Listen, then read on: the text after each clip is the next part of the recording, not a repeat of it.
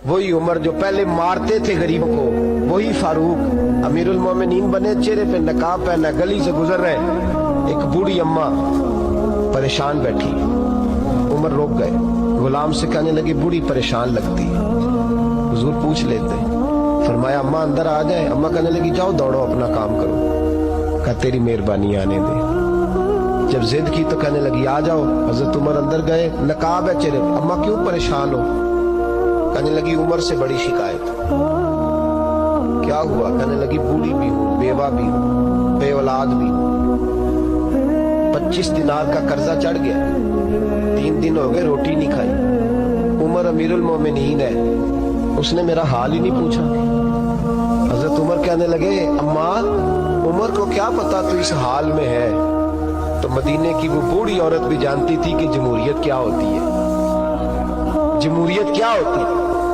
अम्मा उमर को क्या पता कि तू इस हाल में है। तो वो अम्मा बोली, कहने लगी क्या कहा तुमने? उमर को पता नहीं?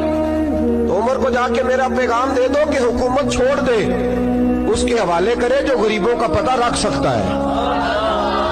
ना इधर उधर की तू बात कर, ये बता कि काफिला क्यों लुटा। मुझे रहजनों से गरज नहीं, तेरी रहबरी का सवाल है।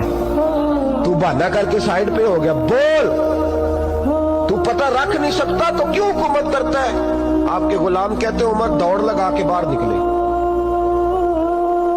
खाना पक्का पकाया घर से लाए, 25 दिनार भी लाए, 2 बोरियां अनाज की कंधों पे रख ली। गुलाम कहने लगा हुजूर मुझे दे दे। फरमाया वादा कर कयामत के दिन भी मेरा बोझ उठाएगा।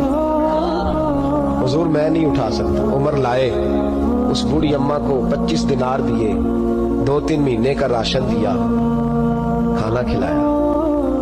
यहाँ तो जिसका 200-400 वोट हो उसे है कोई सरदार चौधरी पूछ ले, गरीबों को कौन पूछता है। लेकिन जब मिलाद का इनकलाब आता है फिर गरीबों की इज्जत बढ़ती है। हजरत उमर अम्मा के पैरों में बैठ गए, कहने लगे अम्मा चल उमर को मेरी खातिर माफ कर दे। तो अम्मा ने एक लफ्ज कहा तो आपके गुलाम कहते हैं उमर को इतना रोते कभी नहीं देखा जितना उमर आज रोए। अम्मा कहने लगी मैं कोई नहीं माफ करूंगी, मैं तो बूढ़ी हूँ, किसी वक्त भी बुलावा आएगा। जब मैं मरूंगी ना, नबी पाक मेरी कब्र में आएंगे तो मैं उमर की शिकायत लगाऊंगी। मैं कहूंगी महबूबा मैं गरीबनी, मजबूर, परेशान, आपने इसकी ड्यूटी लगाई थी, इसने मेरा हाल नहीं पूछा।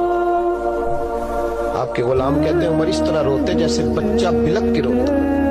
कहने लगे अम्मा इस तरह ना करना, उमर बड़ा कमजोर है, वो बड़ा कमजोर है, वो ये शिकायत ना लगाना, उमर बड़ा माड़ा है, हुजूर का सामना नहीं कर सके।